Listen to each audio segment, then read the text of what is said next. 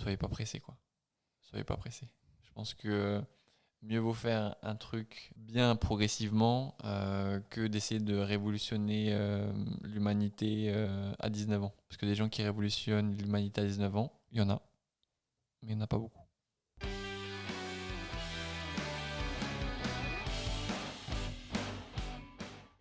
Bonjour à tous. Bonjour à tous. Bonjour. Hello Justin. Donc on est parti pour ma question. Bah allez, Yes. hein. Ma question du jour. J'ai choisi le sujet à débat finalement. Allons-y, on est chaud patate. Peut-on entreprendre sans expérience professionnelle? En gros, peut-on entreprendre directement sorti d'études? J'enlève les stages. Pour moi, une vraie expérience pro, peut-être alternance à la limite, c'en est une. Donc est-ce qu'on peut monter une entreprise et réussir, en gros, sans expérience? Exactement. C'est ça. Et la question vient du fait que de plus en plus, les jeunes entreprennent. Et je trouvais ça intéressant d'en parler. Et ma question, du coup, de ce fait-là. Ouais, je pense qu'il y a autant probablement d'opinions que de personnes, hein. Par rapport à ça, je pense que on voit plein d'exemples autour de nous de gens qui entreprennent de manière positive et successful et qui ont pas d'expérience ou qui sont même pas allés à l'école. Donc je pense que la réponse pour faire bref, c'est oui. Par contre, après, je pense qu'il y a plein d'éléments à mettre en compte dans la balance pour être peut-être plus successful sur certains axes, je pense. Ouais. Alors, je sais pas s'il aurait fallu définir entreprendre, mais déjà la question c'est peut-on entreprendre sans expérience, on est d'accord? Ouais. Il n'y a même pas de notion de réussite. Donc la réponse est oui. Ouais, ouais. Non, mais- Mais je pense que ce qu'il voulait dire, c'est C'est vrai. réussir. Oui. Ouais, je pense que la réponse est oui. En fait, il y a plein de gens qui entreprennent à différentes échelles. Quelqu'un qui monte son business et seul fait un travail manuel, il peut tout à fait entreprendre et réussir avec finalement, il y a des chances qu'il sorte de son école et puis qu'il se lance. Donc je veux dire, à partir de là, pour moi, la réponse est oui aussi. Après, suivant les business, il y a une notion qui me vient en tête, c'est l'entourage en fait. C'est-à-dire que les gens peuvent entreprendre sans expérience, mais probablement qu'ils peuvent aussi bien s'entourer pour bénéficier de conseils, d'accompagnement qui vont les aider finalement à acquérir cette expérience qu'ils n'ont pas eue par eux-mêmes. Et là, peut-être que pour moi, ça peut jouer bien plus que quelqu'un qui entreprendrait et qui se retrouve seul parce qu'il y a peut-être des réflexes, des pistes, des routines qui ne seront pas mis en place et qui ne permettront pas potentiellement d'aller assez vite. Et quand on va passer vite, il y a probablement la notion d'argent pour moi qui vient où il faut que ça s'équilibre. Au bout d'un moment, on peut y passer du temps et investir, mais il faut aussi que de l'argent rentre pour pouvoir continuer à y passer du temps et à investir. Donc je dirais que moi, je suis d'accord, hein, on peut tout à fait entreprendre sans expérience. Maintenant, il faut savoir quelles sont les ambitions et il faut probablement, pour moi, ajouter cette notion d'accompagnement, entourage, conseil, etc. Ouais, je suis d'accord. En plus de ça, il y a aussi différentes notions d'entreprendre. Je pense que la personne qui sort de ses études, qui se lance en freelance, elle entreprend, hein. Et puis elle est solopreneur pendant 40 ou 50 ans. Et puis en fait, c'est une ou un ou une entrepreneur ou entrepreneuse.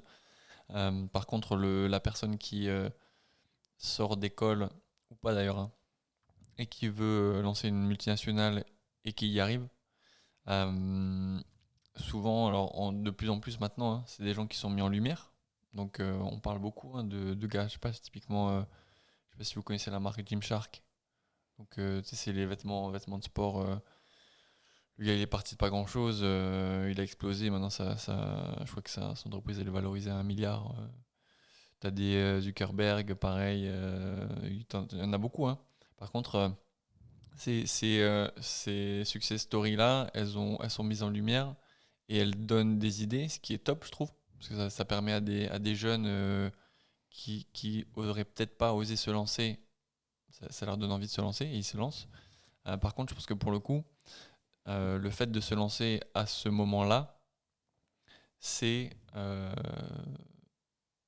risqué dans le sens où la proportion de chances que tu as de réussir est bien plus faible que si pour le coup, effectivement, tu avais eu le temps ou de développer un réseau ou de développer des compétences supplémentaires pour pouvoir naviguer autour de certains risques ou de certains dangers qui sont tous les jours d'entrepreneuriat, quoi. Je sais pas ce que tu en penses. Ouais, je suis d'accord. Je pense que le fait d'entreprendre seul ou d'entreprendre pour construire une entreprise, il y a peut-être une différence à ce niveau-là. Quand on entreprend seul, on se gère seul. Donc, on a une autogestion qui permet peut-être, hein, je dis bien, plus de flexibilité, surtout si on n'est pas chargé de famille, etc. À partir du moment où on entreprend pour vraiment construire une entreprise, qui veut dire recruter des gens, payer des gens et grossir, je pense que là, ça demande peut-être plus d'organisation, plus de réflexes et plus d'expérience, entre guillemets, parce qu'il y a quand même du recrutement, de la gestion, il faut anticiper les contrats pour être sûr de pouvoir continuer à payer tout le monde, anticiper le recrutement pour pouvoir suivre et accompagner la croissance. Il y a d'autres choses qui viennent se rajouter à tout ça. Et là, je reviens avec mon idée de se dire, même si on a une super idée et qu'on est réellement motivé pour entreprendre, il faudra aller chercher du conseil pour passer toutes ces petites étapes à minima une première fois pour éviter de faire trop de mauvaises erreurs. Parce qu'au final, on fait tous des erreurs, mais là, je pense que le risque ce serait de trop en accumuler rapidement les unes derrière les autres. Ce qui pourrait être intéressant, c'est de regarder des stats des entreprises qui se sont développées et comment elles se sont développées, grâce à quel type de fondateurs. Est-ce que c'est des fondateurs expérimentés ou pas? Est-ce que c'est des gens qui étaient à plusieurs ou pas? Et quel type de profil en fait avaient ces gens? Et au final, quand tu fais cette analyse, tu vois qu'en général, hein, les entreprises qui fonctionnent le mieux, qui se développent le mieux, en tout cas qui ne meurent pas, c'est des entreprises qui ont été lancées par des gens qui ont entre 30 et 50 ans, quoi. Ok, donc j'ai l'expérience. Exactement, un minimum d'expérience. Après, il y a quelque chose qui est aussi important dans le fondateur ou les fondateurs jeunes et qui ont du succès et souvent on oublie de parler de ça, c'est que c'est des gens qui ont souvent une super idée, un super concept, qui arrivent à la vendre. Il y a quelque chose qui est très populaire en ce moment, qui est la levée de fonds, donc tout le monde essaye de lever des fonds, etc. En général, quand tu lèves des fonds, tu es accompagné par un fonds et souvent des fonds, donc des fonds d'investissement qui, eux, sont constitués de personnes très expérimentées sur des domaines ultra niches qui vont apporter leur expertise. Du coup, en fait, le fondateur, il est seul pendant très peu de temps. Donc, s'il n'avait pas ce support-là, qui n'est pas qu'un support financier au final, qui est un support stratégique, qui est un support opérationnel, ça aide aussi à avoir un vrai effet de levier, quoi. Ouais, je partage, on en revient en fait d'être conseillé, entouré de la bonne manière. Puis après, on n'a pas parlé de tout ce qui est livres, vidéos, témoignages qui peuvent aussi apporter de la vision, de la contribution, des idées.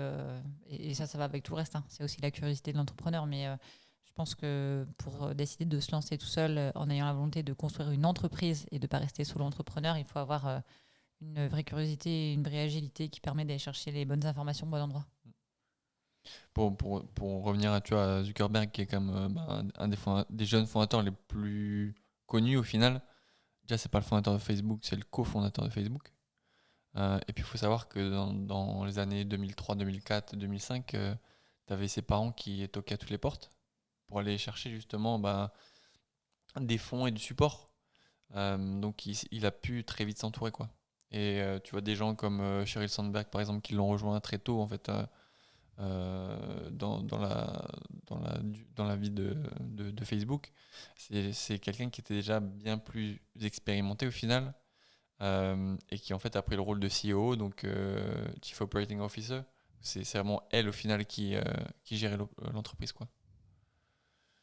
Donc effectivement, entreprendre sans expérience, pour répondre à ta question, why not? Par contre, seul sur le long terme, très très difficile. Et je pense seul sur le long terme, inexpérimenté, très très difficile, quel que soit l'âge.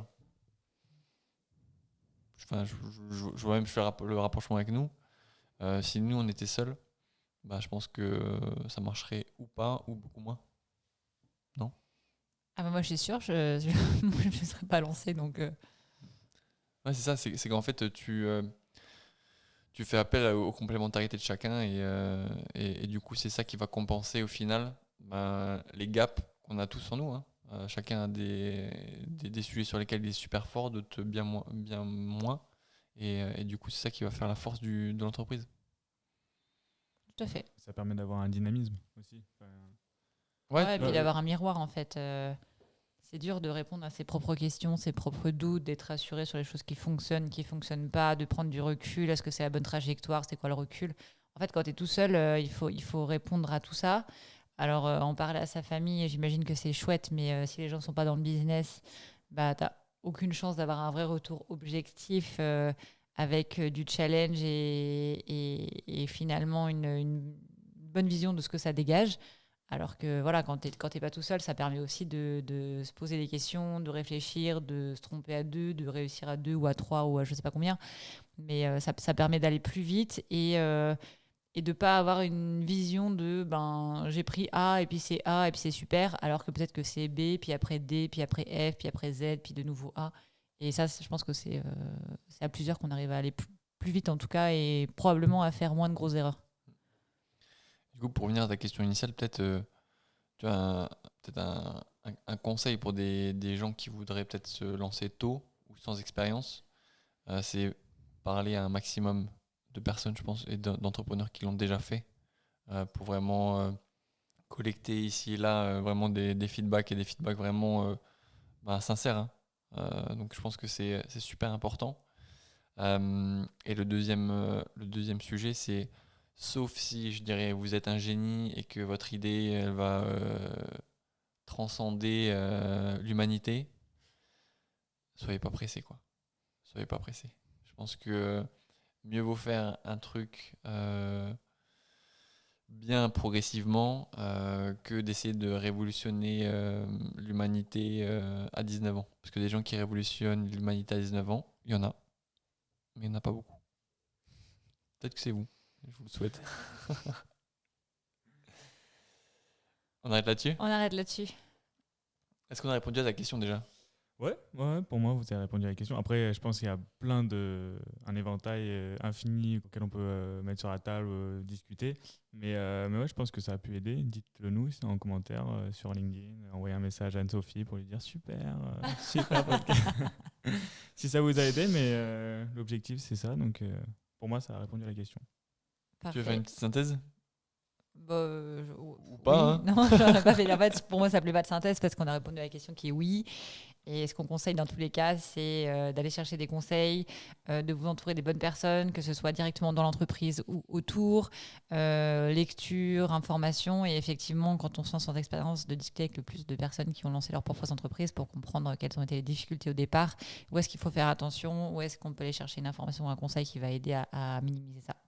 Et puis après, on l'a pas dit, mais comme tout le reste, après, ce sera la force de travail, la curiosité, la persévérance, la résilience qui feront la différence. Ouais. Et du coup, je viens de penser à un truc en même temps, désolé. Vous détestez quand je fais ça. Ouais. Et tu vois, il y a un truc, je pense, qui peut vraiment aider des gens pour le coup et des jeunes, c'est de lancer un business en parallèle. Tu vois, il y a énormément de gens qui osent pas entreprendre parce qu'ils se disent qu'ils doivent tout quitter, tout lâcher pour entreprendre. Alors qu'au final, tu peux très bien avoir un job, lancer quelque chose en parallèle. Ça va te prendre par contre 2 fois plus de temps et d'énergie. Donc il faut être prêt à avoir l'investissement nécessaire. Mais c'est possible. Et il y a énormément d'entreprises qui se sont lancées comme ça, où l'entrepreneur ou l'entrepreneuse a attendu d'avoir une traction commerciale et puis un revenu pour pouvoir lâcher au final son job un peu plus conventionnel et devenir entrepreneur à 100%. Le side hustle, ça marche vraiment. Voilà, désolé, c'était juste pour compléter. C'était intéressant. Donc, ok, tu valides? On arrête là-dessus? On arrête là-dessus. Bonne journée à tous, merci. Bonne journée. bonne journée.